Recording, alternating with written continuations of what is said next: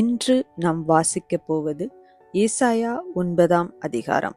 ஆகிலும் அவர் செபிலோன் நாட்டையும் நப்தலி நாட்டையும் இடுக்கமாய் ஈனப்படுத்தின முந்தின காலத்தில் இருந்தது போல அது இருண்டிருப்பதில்லை. ஏனென்றால் அவர் கடற்கரை அருகிலும் யோர்தான் நதியோரத்திலுமுள்ள புறஜாதியாருடைய கலிலேயாவாகிய அத்தேசத்தை பிற்காலத்திலே மகிமைப்படுத்துவார். இருளில் நடக்கிற ஜனங்கள் பெரிய வெளிச்சத்தை கண்டார்கள். மரண இருளின் தேசத்தில் குடியிருக்கிறவர்களின் மேல் வெளிச்சம் பிரகாசித்தது. அந்த ஜாதியை திரளாக்கி அதற்கு மகிழ்ச்சியை பெருக பண்ணினீர். அறுப்பில் மகிழ்கிறது போலவும் கொள்ளையை பங்கிட்டு கொள்ளுகையில் களிகூறுகிறது போலவும் உமக்கு முன்பாக மகிழுகிறார்கள். மீதியானியரின் நாளிலே நடந்தது போல அவர்கள் சுமந்த நுகத்தடியையும் அவர்கள் தோளின் மேலிருந்த மிலாற்றையும் அவர்கள் ஆலோட்டியின் கோலையும் முடித்து போட்டீர். அமளியாய் யுத்தம் பண்ணுகிற வீரருடைய ஆயுத வர்க்கங்களும் இரத்தத்தில் புரண்ட உடுப்பும் அக்கினிக்கு இரையாக சுட்டெரிக்கப்படும். நமக்கு ஒரு பாலகன் பிறந்தார், நமக்கு ஒரு குமாரன் கொடுக்கப்பட்டார். கர்த்தத்துவம் அவர் தோளின் மேல் இருக்கும். அவர் நாமம் அதிசயமானவர், ஆலோசனை கர்த்தா, வல்லமையுள்ள தேவன், நித்திய பிதா, சமாதான பிரபு எனப்படும். தாவீதின் சிங்காசனத்தையும் அவருடைய ராஜ்யத்தையும் திடப்படுத்தி அதை இது முதற்கொண்டு என்றென்றைக்கும் நியாயத்தினாலும் நீதியினாலும் நிலைப்படுத்தும்படிக்கு அவருடைய கர்த்தத்துவத்தின் பெருக்கத்துக்கும் அதன் சமாதானத்துக்கும் முடிவில்லை.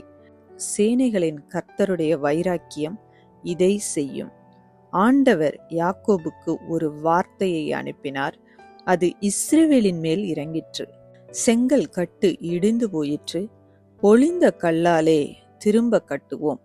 காட்டத்தி மரங்கள் வெட்டி போடப்பட்டது, அவைகளுக்கு பதிலாக கேதுரு மரங்களை வைப்போம் என்று அகந்தையும் மனப்பெருமையுமாய் சொல்லுகிற எப்ராயிமரும் சமாரியாவின் குடிகளுமாகிய எல்லா ஜனத்துக்கும் அது தெரிய வரும்.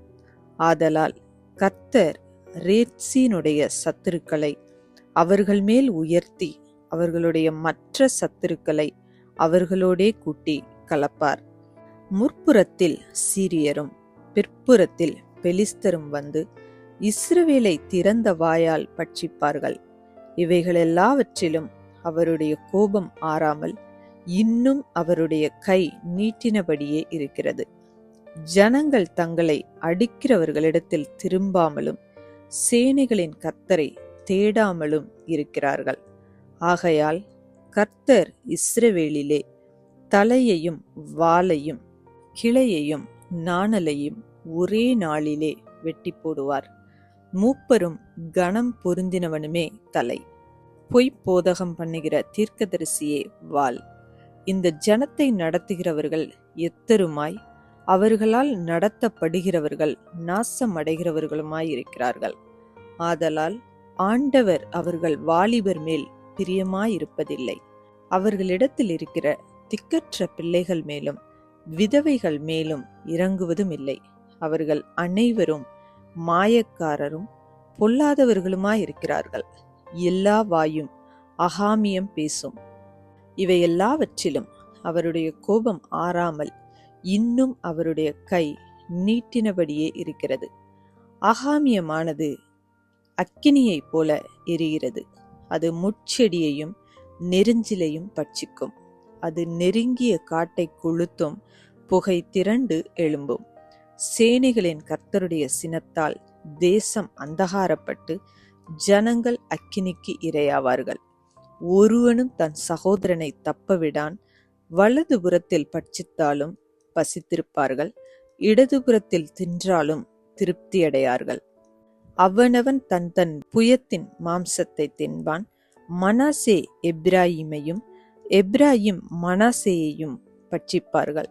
இவர்கள் ஏகமாய் யூதாவுக்கு விரோதமாய் இருப்பார்கள். இவையெல்லாவற்றிலும் அவருடைய கோபம் ஆறாமல் இன்னும் அவருடைய கை நீட்டினபடியே இருக்கிறது. இந்த வீடியோ உங்களுக்கு பிடித்திருந்தால் லைக் பண்ணுங்க, உங்க ஃப்ரெண்ட்ஸுக்கு ஷேர் பண்ணுங்க. இன்னும் நம்ம சேனலை சப்ஸ்கிரைப் பண்ணலைன்னா மறக்காம சப்ஸ்கிரைப் பண்ணுங்க. சைடில் இருக்கிற பெல் ஐக்கானை ப்ரெஸ் பண்ணுங்கள்.